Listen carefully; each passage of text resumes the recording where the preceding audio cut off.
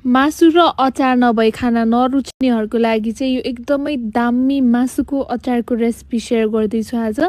यस्तो सही बन्छ यो, एकचोटि यो रेसिपी ट्राई गर्नुहोला।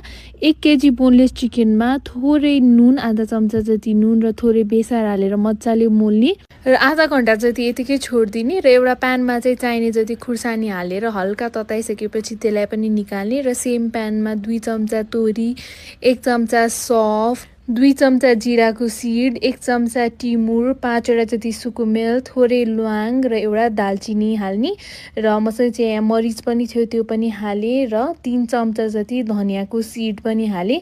अब यो मसलालाई चाहिँ एकैछिन फ्राई गर्ने, हल्का ताप्न दिने यसलाई चाहिँ। मसला हल्का तातेपछि निकाल्ने। अब चाहिँ चिकन फ्राई गर्नलाई थोरै तेल हाल्ने र यसलाई चाहिँ हल्का ब्राउन भइसकेपछि निकाल्ने।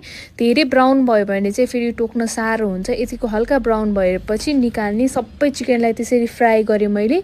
त्यही तेलमा चाहिँ मसिनो गरेर काटेको अदुवा र लसुनलाई पनि फ्राई गरेँ। अब यो मसलाहरूको चाहिँ ब्लेन्डरमा धुलो बनाउनुपर्छ पाउडर। अब अदुवा लसुन पेस्ट यति भइसकेपछि 2 चम्चा जति तिल पनि हालेँ मैले। यो तिलले पनि एकदमै मिठो बनाउँछ। अब त्यसमा खुर्सानीको यो पाउडर हालेँ र त्यसपछि यो हामीले जुन बनाएको मसला, यो चाहिँ सबै चाहिँदैन, 2 चम्चा मात्रै भए पुग्छ। फेरि त्यो तोरीले चाहिँ तितो बनाउँछ। अब यसमा चाहिँ थोरै खुर्सानी पनि हालेँ मैले, काश्मिरी रेड चिली पाउडर राम्रो कलरको लागि। अचार छिटो नबिग्रोस् भनेर 2 बिर्को जति भिनेगर पनि हालेँ र लास्टमा स्वादअनुसार नुन